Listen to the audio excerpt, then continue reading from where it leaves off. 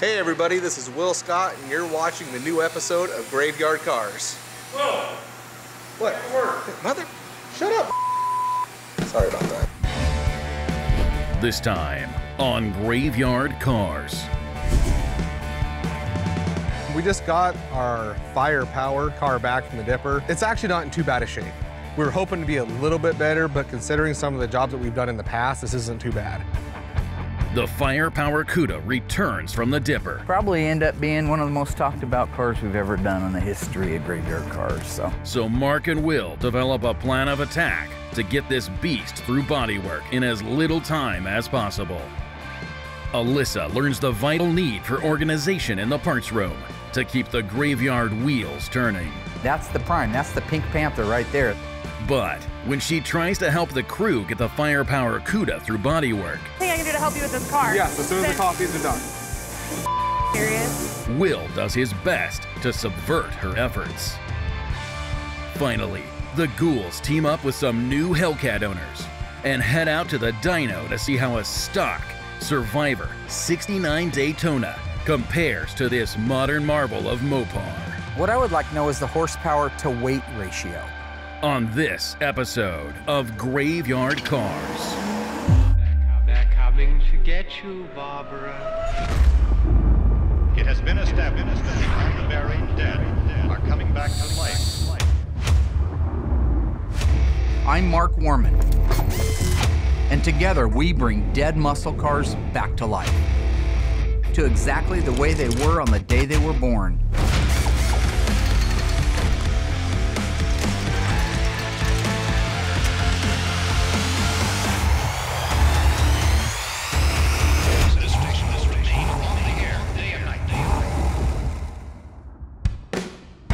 In case you were watching Hellcat videos on YouTube, or maybe just cat videos, here's what you missed. Alyssa took charge, Mike, there's no tomorrow. We gotta get this started today. helping Mike and Mark ready the 383 engine and drivetrain for Buck's 71 Challenger RT. Go ahead. Dave and Alyssa checked off the brake lines and the formed headliner with consolette. Sounds like we're going to be getting our suspension here very shortly, so. Finally, the ghouls installed the drivetrain and got this Green Go Challenger on its own four wheels. They're nostalgic. I mean, this is what everybody ran back in the late 70s, 80s. The crew was introduced to a very special project. I'm going to open the door and show you what car it is. Kind of surprising because you've had your hand on this car already. Oh, so it should be perfect. Yeah, exactly. A super secret 71 Cuda. The ghouls will be making way for a record-setting restoration because the total time for this car is 4 months. We're hoping for the best, but expecting the worst, because we always do. Will they be able to push it through the shop in time for its final deadline? Or are they biting off more than they can chew? So what I want to do is tell you what I'd like to have done so that you can relay that to the bodyman, because time is of the essence. We do not have the time that we normally would have to do everything, but we still want to do the same quality of job. Of course. Okay, looking right here, you see that we have some holes drilled here from an old repair. I want all these welded up, okay? You can see that it had body side moldings at one time. These need to be welded right. These need to be welded right. I want him to put a patch, which I just ordered from AMD, this lower quarter patch. Okay. I want him to put it on this and on the other side. Both of them need it. If you look at the trunk floor, I'm not doing quarters or rear body panel, so we're gonna section the trunk pan. We're gonna put it in right here in between these two, okay? You see that rotted area? Yeah. That's the stuff I want replaced. Am I bothering you with my television show and my restoration? Is that bothering your phone? You okay? Don't lose focus. Okay, I'm not. As far as the main floor, this can get a small patch in it, which I have all these patches coming. All these pieces are coming from AMD. Okay. I have a left-hand main floor, so he's gonna put a small piece in here. He's gonna put the 2 step wells in the back, It's already been dipped, so if it's a pinhole in a floor, panel bond adhesive is just fine. But if it can be welded up, I would rather see it welded up. Don't let that phone bother you. Don't let it distract you. It's distracting you. I'm listening to you right now. I want him to make patches for all of these pieces right here. I actually ordered the rust out piece from AMD, so if it shows up, he can put that whole piece in. But otherwise, I want him just to make it, just break his own. The front aprons are beautiful on this car. They don't need anything. So the first thing I want you doing is going through here, sanding everything. Double check for any holes that need to be welded up, but I don't think there are any. This was a little 318 3-speed car. And then you can go ahead and get your epoxy going on here. The other thing we'll want to do is I want to add the torque boxes right here. So we're building a car with a 318? Yeah. Well, that's desirable. Yeah. Well, it is to somebody. Are all your kids beautiful? Yeah. No, in the real world, not parents looking at them, but you got one that's not so great, right? No. We all do, right? No, I don't. But you love them just the same, right? You don't look at him and say, oh, you're not as handsome as Billy, and so, you know, I don't like you as much. No, you love them all. They're all cars. They're all created equally. That's constitutional, so right? We're gonna throw a V6 or a slant 6 in the next one? No, but actually I have a slant 6 Charger. Anyway, all the rails, all the other stuff is very solid. So once all the welding is done, then I want you to go back in and do your DP90 on the bottom of it to protect it. Right. This is gonna be an undercoating car, but it'll be the last thing we do after we paint it. Can we paint the bottom of it? You can if you want to. Okay. You can if you want to. I mean, it doesn't, so whatever's this owner fastest. doesn't give a shit what we do. No, this owner does care what we do. Paint, he just undercoat, he didn't care. He slant 6, said whatever. 318, he doesn't same have thing. a ton of money, so he just wanted it done. He just wanted the old car done. You can do whatever you want to do to get this car done in time. I don't care what it is. Well, that's nicely balanced, isn't it? You're welcome. So what do you mean you need this car done in time? What's your time frame? November. Okay. Yeah, done. Driving. Fastest one we've ever done on record. And probably just not to toot my own horn or anything, but that'd be a first. Probably end up being one of the most talked about cars we've ever done in the history of graveyard cars. So the guys are all working weekends. I've already talked to them about it. Oh, you have? Yep. All 3 body men are going to work weekends. You're going to work weekends. You're going to do whatever. No, this honeymoon thing that you think you're going to, some prima donna that works 6 hours a day. All right. I made you, I can break you. I brought you into this world, I can take you out. Okay? So if you just be a lamb fry and make sure that thing's done in time, I'll go back over to the other side and start building out all of the pods for the parts. So he's gonna go back to the office and write checks, I guess. All right, guess I'll get the guys and bring it in and get started. While Will gets ready to tackle the firepower CUDA, Mark meets Alyssa upstairs to go over his newly organized parts room. I'm gonna show you what your father's been doing up here, sweating, all right? Mike.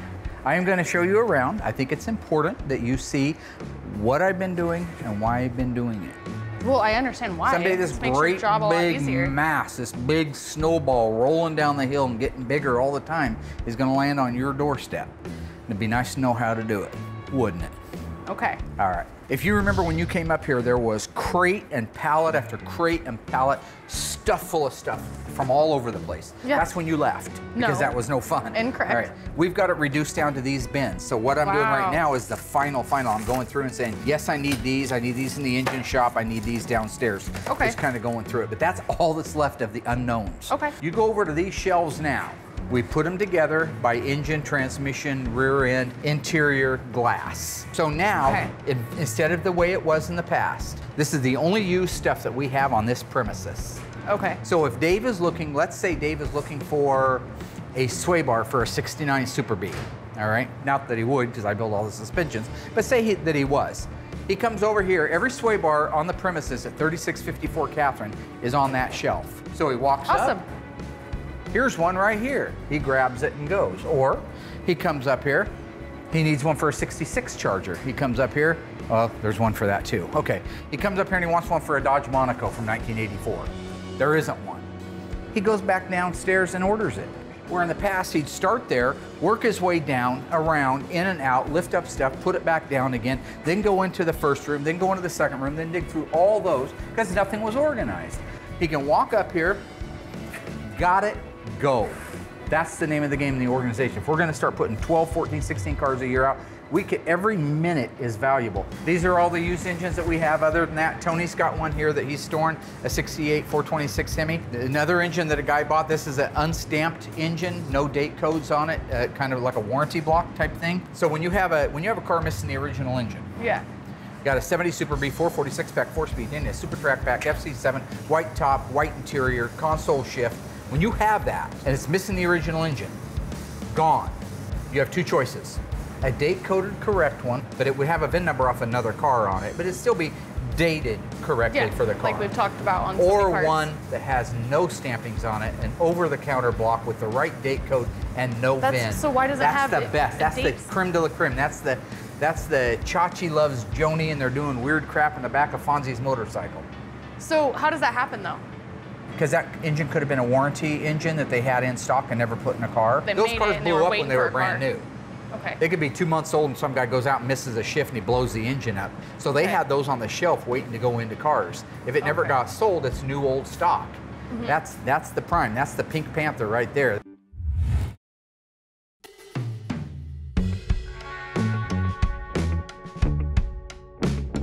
The body man came out here in the yard to check this 69 GTX out for some the door hinge placement and type of bolts and stuff they were using. And lo and behold, when they swung the door open, they found a big old hornet's nest in there. So I heard them out there talking about it. So went and grabbed some of the graveyard necessity, the wasp and hornet killer. So come out here and take care of these babies for them. Body guys are a bunch of weenies. All right. Just for your information, I'm going that way, so always expecting something bad to happen when you spray a nest that big, especially there's got to be 50 or 60 of them in there, it looks like. So we'll just shoot them up real good and take off running if we have to. So, oh yeah. Oh, look at them dropping like flies. That's some good stuff, man. They didn't even come out of there. Yeah, definitely, I think this would be a perfect job for Alyssa. She could just come around here and just kind of keep all the cars cleaned out of wasp and hornets. I think that would be perfect for her. That's definitely an HR job, so I'll have to take that up with her at our next meeting, so. Hey, that was pretty easy.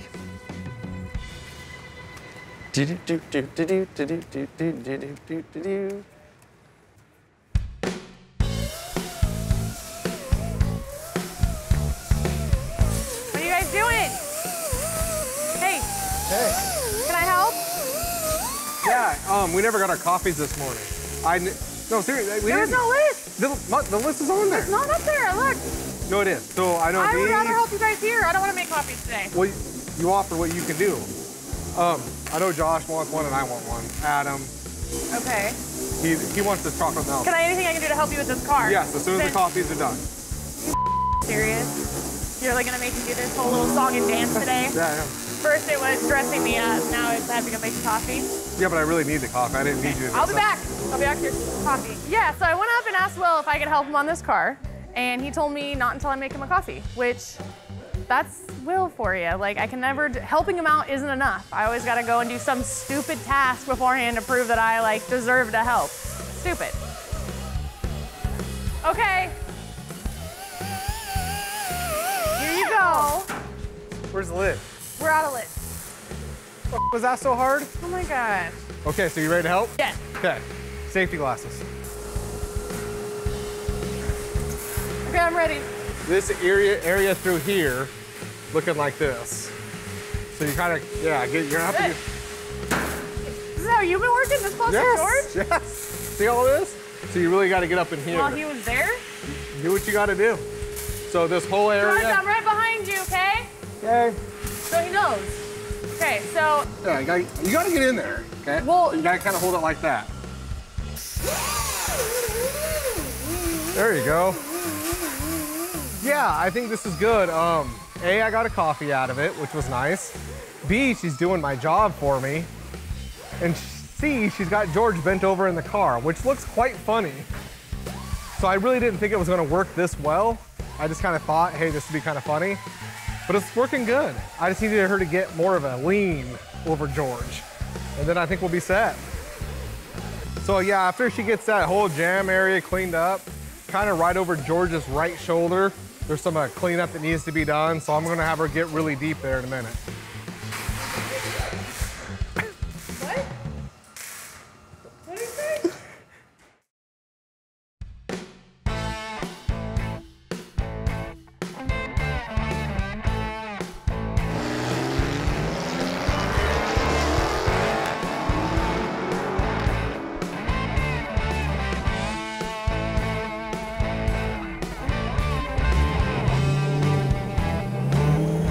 Gentlemen, thank you How you for doing? coming out. What was your name? Michael.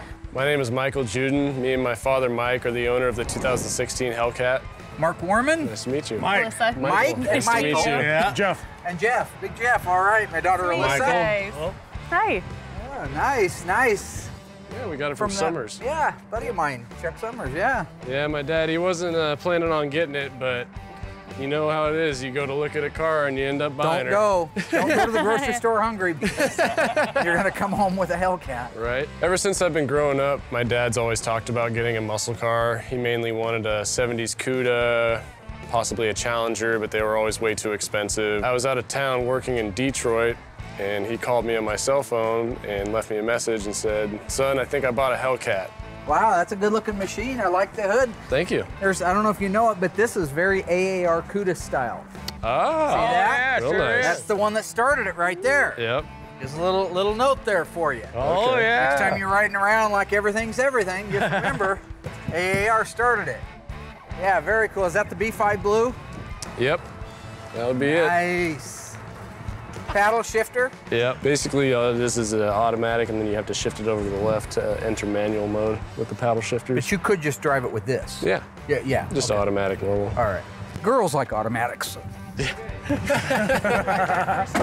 So we're thinking I want to do a little comparing with some old school. That's one of the few cars on the lot that run too. It is what it is. Most of them are pretty dead by the time they get here. But that's a nice, clean, original, old, kind of almost a survivor car. Got a ton of miles on it. The guy bought it brand new. 375 horsepower, rated 440 Magnum in '69. I thought it'd be cool. Take these up to the Marcola Way Station. Yeah. Drive them across the deck. See what that one's real, true, live weight is with nobody in it. Same thing for this. Yeah. Then go over to a place in Eugene that does dynos. Okay. Has a dynamometer. Yeah. Take that over, do a dyno on it. Take that over, do a dyno on it. And then do a comparison. Just mostly, we already know that car will blow the doors off the Daytona. There's no, it's not a mystery. Yeah. Scooby-Doo ain't gonna come out and solve it. We already know the answer. What I would like to know is the horsepower to weight ratio. Okay. I want to know exactly how that plays because dragsters, race guys, that's one of their big things. Horsepower to weight, horsepower to weight. Yeah. Sound good? We'll meet you out You there. ready to rock? Oh, yeah. Ready to do this Born. thing? I thought I'd take just a second and catch everybody up on Operation Firepower. That's our 71 Barracuda. Since it got back from the dipper, we've really been burning on this thing. So I've got all of the under hood stuff done. There were a few holes that needed to be welded up. There were some dents in there that needed to be repaired. This is all your inner apron area, core support, upper cowl panel. All that's done and now setting in epoxy, all right? We're putting in sections of floor. It was a really nice car. And so, yes, if it was a customer's car, something I was doing for a client, I probably would have I would have had more time, number one. I would have had more budget, number two. And we'd have put complete floor pans in it. In this case, we have no time, we have no budget, and the rest of the floor surrounding the area where we're putting the patches was perfectly fine. So this is kind of a bit old school how we're getting to our finish line with this one. Once he's finished with that, he'll put the rear stepwell pan in, that's down here. Right now he's putting this main section in, which is the front half of the right floor pan. Now one thing that's cool is with Auto Metal Direct, you can get just one half of the floor, left half, the right half, or the whole thing is the thing. I knew that was a bad idea. Is it burning Yeah, through? it's blistering the undercoating. Mark gets in these modes where he's like 100 miles an hour, which is awesome. Problem being is he wanted these undercoated with the spray and seam sealer now. Not tomorrow, now, because there's no tomorrow, it needs to be done now. So now, as opposed to being ahead of everything, we have to go back and fix that because he needed it done now. So sometimes he gets a little overly excited, and now we're already just a few days into this project, and we're going Getting ready to order lunch. You want me to get you some French fries and a wah shake? crying about, man? Get your job done. I'm a businessman. This is what I do. This is why you sit in the office. But what does that hurt? I got more done sitting in the office than you do in an entire month. So, yeah. Well, you're nice the try. owner of the company. You should. Yeah. Okay, it's a great answer. Thank you. That's the loser's credo. All right. Don't get too close behind. Yeah. You. Good point. Not that there's anything wrong with that. The firepower car's here. Everybody's hard at work in the body shop on the firepower CUDA. So I'm gonna take some time to catch up on Buck's 71 Dodge Challenger.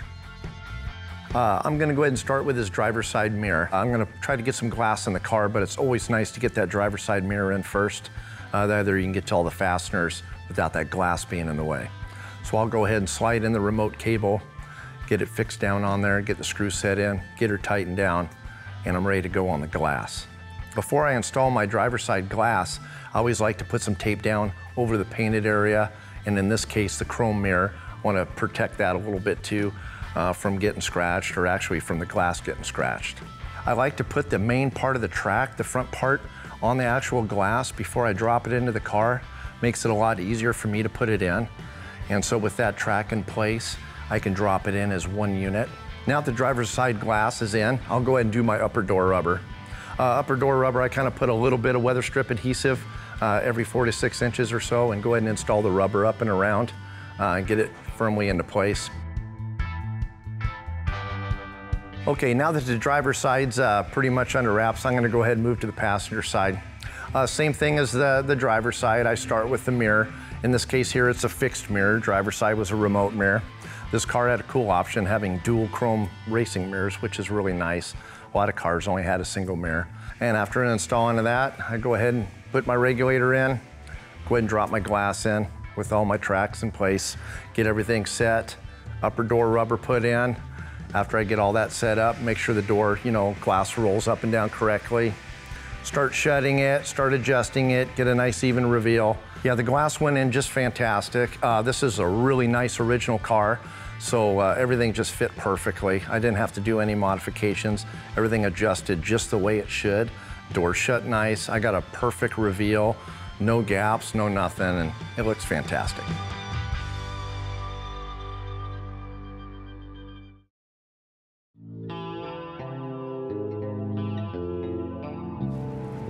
Will. What's happening? Hey. So I just talked to Dave, and he said something about killing wasps. Okay, that makes sense. I didn't think it made sense either. No, I said it makes sense. How does it make sense? Human resources. You're a human resourcing wasps. Okay. So go into the mixing room, and I think underneath there is a paint suit. No, I'm not doing this again. Hear me out. Seriously, do you want to go out there with bare skin? Yes or no? Are these aggressive wasps? They will be when you shoot them. Okay, so I have to dress up like that again. It's for your protection. Alyssa is truly like a sister to me. I love her with all of my heart. With that being said, you always have to have fun with your sister. You can't just let her just come in here and just do whatever. You gotta give her a little hell. But the hell that I give her is just humor for the people at home and myself. So she's not getting hurt. There is a chance she could get stung, but it's a little excessive what we're doing. But her best interest is always at heart. Okay. Really? No. You're a beekeeper. Embrace it. Are you serious? Yes, I promise you look like a beekeeper. I'm not a beekeeper. Today I'm going you to are. kill bees. Right, but I think they do the opposite. don't know that. Okay, so let's head outside. What is this? Okay, this is just to get you loosened up in case you have to run. You ready? Yep. Go. Come on. Whoa, what are you doing? This is right. It is so wrong. You got it. Okay. And back. This way? Sure. You gotta pick your own path, I see. All right, see? How'd I do? Good, except you went in instead of out, but that's fine. Alyssa puts bee wrangling on hold to join her father and the new Hellcat owners for a weigh-off. It's time to find out how much each car weighs before we test them out on the dynamometer. Those two measurements will give us the weight to horsepower ratio. Right now we're at the Marcola Way Station down the highway here heading into Springfield on Marcola Road. The last time we were here was back in season 1. I did it, 130 on wet roads. That's adventurous, we're stupid. It's kind of cool because that's nostalgic for me to be able to come back out here. What we're wanting to do today is wanting to do a real live version weigh-in of the Daytona Charger and the Hellcat. You can trust all the magazine numbers and the articles, but I just like to see it for myself. I'm gonna put the car at 4050. That's my weight on the Charger Daytona. Well, you're already That ain't wrong. bad at all. 4320. All right, Port, get out. What? You guys laughing. I honestly have no idea, so I'm just gonna take a wild guess and say 4100. Dang, it's under 4K. That's crazy. Good Lord, you weigh a lot. Are you sure it's me? Well, I don't know, you got out and that thing started squeeching and flipping like some kind of a slot machine. Okay, Dad. 3960, not a bad guess, not a bad guess. 3960. That's real, because that car's pretty complete. The jack and the spare are even in it. I mean, that car's real complete. All right, pull it off. I would expect both of them would be within a reasonable range of that. And I think Chrysler's calling that one in at 45, 46, somewhere on the Hellcat. That sounds nice, though. Right there. Right there. Good. Stay in there and let it calculate. Probably guess the Hellcat to be somewhere between 4,400 and 45, so I'll go with 4,450. Want to see what you weigh? I don't buy 150. 150. 2.5 tons, man. I know. I told him we were going to be close to 5K. All right, hop out, muscles. You got to get off the scale there. Oh, I was 10 pounds off. That's a pretty good guess. It's in the magazine. How the hell's that a guess? I said it was Mine was a real guess. Well, you're 10 pounds off. Yeah. Right. Probably fuel, right? Probably just fuel. I might be a spitter So in there. 44.40. Yeah. Okay, now we got our weigh-ins. Looks like we're talking 480 pounds difference. The Hellcat to the Daytona. So now that we've got that, we're gonna go over and do a dyno on it, and this is real horsepower to the ground, not to the crankshaft. This is net horsepower versus gross horsepower, which is the way it was measured in '69.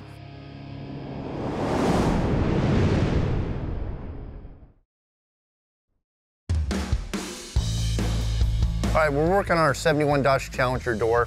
I learned something new today with the regulators. A lot of the 70 stuff is 70 specific. They just kind of did that on the Cudas and the Challengers. I mean, it's pretty self-explanatory. I mean, if you've been around the cars. Today I found out that the 71 door frame, the actual inside of the door frame, is different than a 1970. You can see this has got a really small slot on it here. So when this gear comes up, when the window's going down, see how it stops right there and it's got plenty of room in that opening. On the 70 regulators, whenever this gear comes up, it would actually hit, the regulator would hit right on the edge of that. So the 70 door frame actually has a longer slot right here. It comes all the way out to here. So whenever that gear comes up, it's got plenty of room to rotate up into there. At first I thought, oh, I wonder if it's just a little bent and it's not coming up all the way. But it turns out that whenever I looked in and found a 1971 car out there that was all original, the 1971 regulator, the throw is actually different on the gear. So the gear doesn't come all the way up. It stops short, excepting, you know, this smaller hole, and so there's your problem.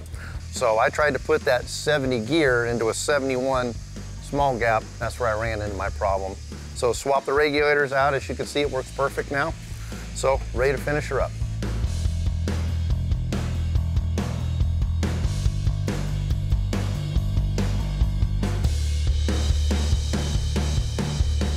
Right now we're over in Eugene at a shop called FTW Tuning.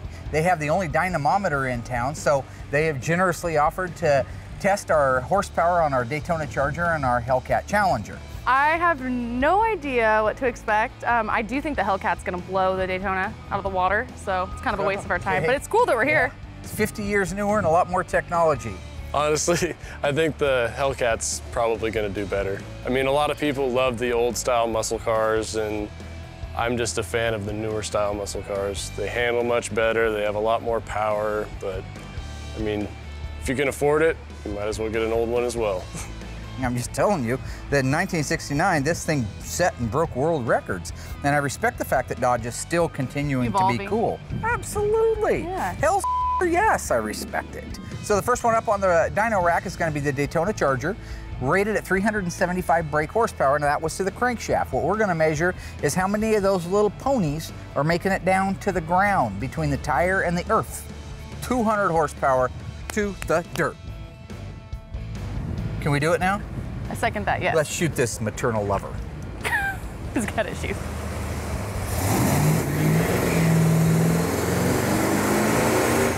I'm not worried about anything going wrong. It's just, I can't really run this car too hard. We're getting ready to start the restoration on it. Had him run on the safe side at 5,000 RPM because it is an older engine. I don't want to do anything crazy. So it sounds really good and healthy, but it was putting out about 205, because my guess was 200. So I told him to take up a couple hundred more RPM, maybe to 54, 55, and see what it was going to put out. So that's what he's doing now.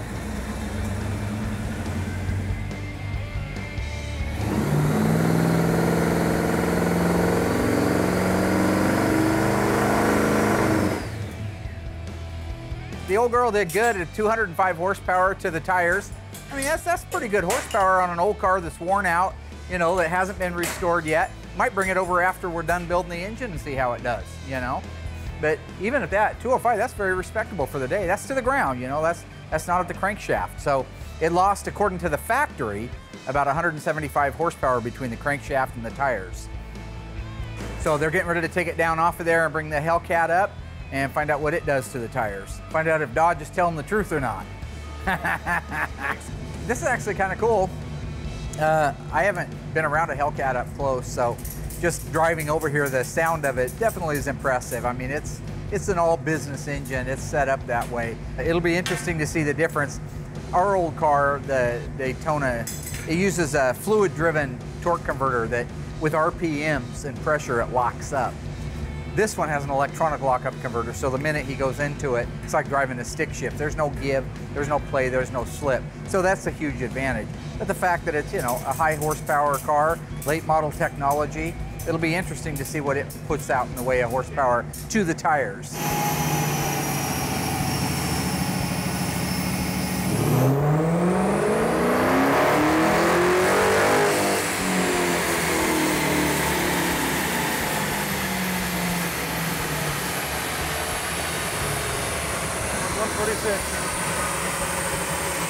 Your Subaru sound like that?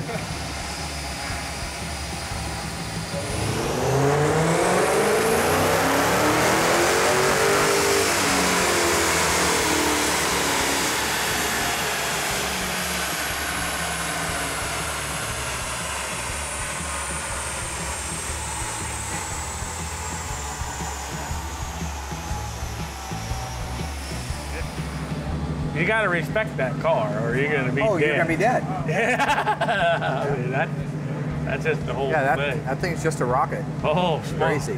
I'm so proud of Dodge. I mean, they were doing it back in the day, and they're doing it now. Oh, yeah. They always pulled out all the stops and came out with the Hemis and the six-packs and the Superbirds and Daytonas and the crazy graphics and air grabbers, pistol grips. I mean, they were always on the cutting edge. Now they come out with this insane contraption. Oh. You better respect it or you're gonna be dead. Oh, yeah, that's a fact. So under ideal conditions, it's gonna run at 680 horsepower. But today we've ran it a couple times. It's really hot. I think it's over 100. It feels like it. So it's running at 650, which is still amazing. It's great. I mean, what more could you ask for? And when that's gonna take flight. It's a factory production car, and it's putting 650 horsepower to the wheels.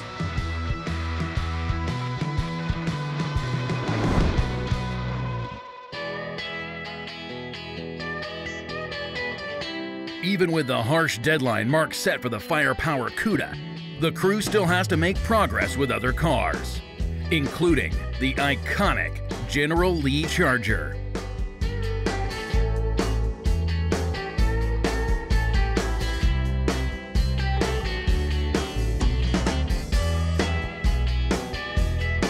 the body men lay down some elbow grease and finish out the back end of the car.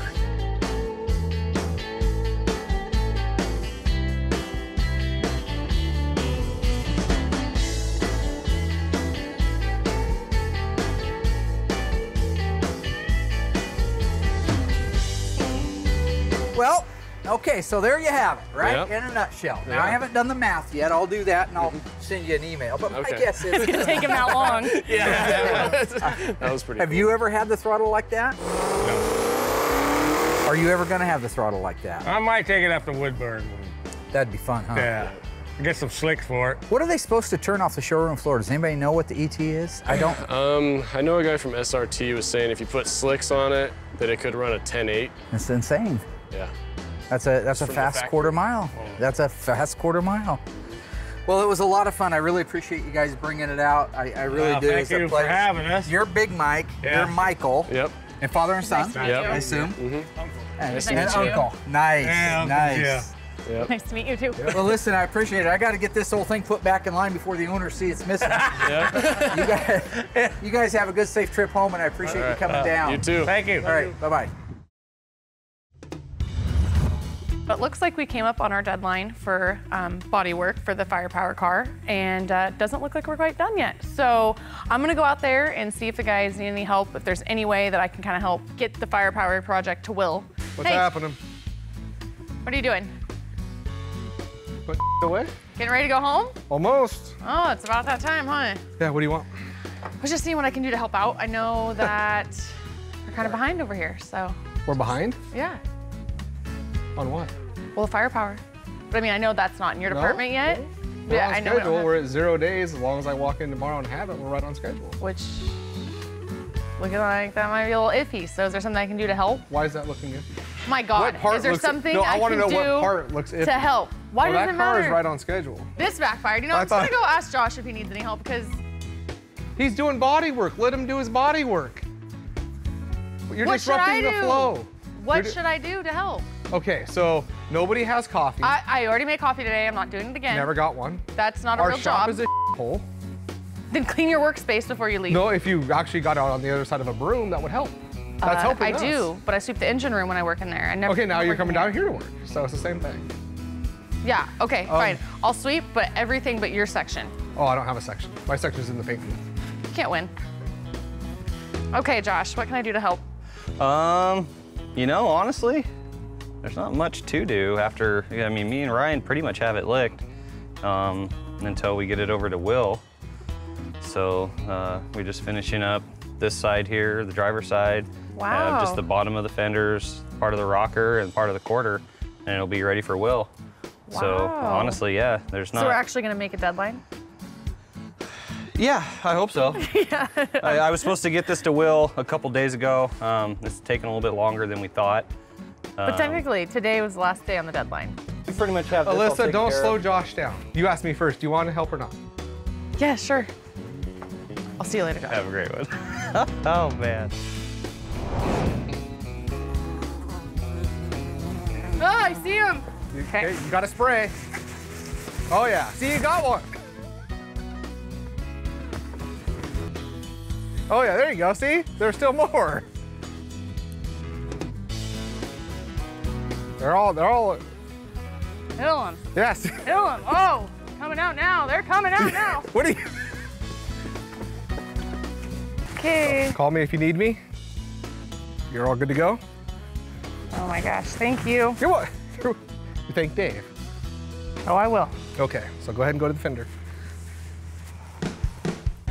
Once I got a chance to get back to the graveyard, start digesting some of the numbers, I got the calculator out. Remember now, our Daytona's the original car.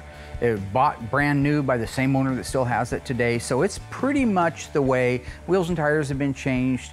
Chrysler, when they weighed them, they were dry weight. Ours probably has some fluids in it. It's got your oil, transmission fluid, stuff like that. But we ended up with 3,960 pounds. So that's just on the backside of 4,000 pounds. When we ran it on the dyno, its max horsepower was putting out at 5,500 RPM, 205 horsepower to the ground. That rear tire was creating, right where it married the ground, 205 horsepower. The Charger Daytona, it was a unique car, unique styling, unique idea behind the concept of the nose cone and the wing on the back. It was designed for one purpose, and that was to go around that track at NASCAR as fast as it could. And it did that. It won 22 or 23 races over its time period before it was banned. It also held the record, the first car at NASCAR to go over 200 miles an hour. So this is a pretty world-class design for its day. Now let's fast forward 40 some years, all right? The Hellcat, amazing car, everybody's talking about it, right? 2016 model car. We took it out and weighed it, weighed in at a total weight of 4,440 pounds. That was wet, again, it had fuels in it, which Chrysler usually weighed them dry. Took that over to the dyno, all right? That one at the same, ironically, at the same RPM of 5,500, was creating 681 horsepower to the dirt. To the ground. That's a lot of earth being moved. That's an amazing task. A heavier car? Yes, but way more horsepower. Now let's crunch that down a little more. The Hellcat, 2016 Hellcat, nasty fast car, creates 0.15 horsepower for every pound of the car. All right, put that into perspective, okay? Our Daytona Charger is 0.05 horsepower for every pound of the car. The Hellcat has 3 times more horsepower to weight ratio than the 1969 Dodge Charger. And that's just amazing. That just shows you how much technology, number 1, has gone into the cars today, and 2, the Dodge is still on it, still doing great things. That's pretty amazing. I love this kind of nerdy stuff, so for me, this was a great visit to the dyno shop. In case you got distracted with Hellcat videos again, here's what the Ghouls knocked out so far.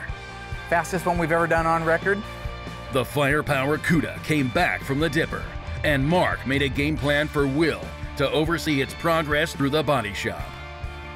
Under Mr. Scott's watchful eye, the CUDA made it to day 0 with help from Josh and a little help from Alyssa.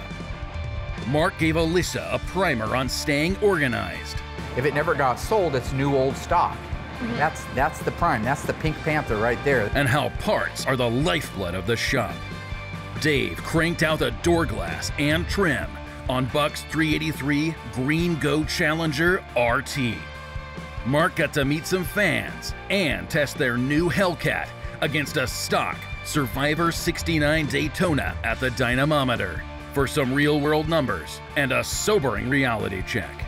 Finally, Alyssa took a course on WASP management, but will she pass her final exams? Yeah, definitely. I think this would be a perfect job for Alyssa. Are you serious? Yes, I promise. You look like a beekeeper. I'm not a beekeeper. I'm going to kill bees. Right, but I think they do the opposite. They don't know that.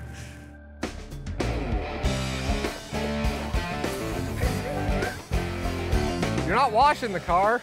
Get in there.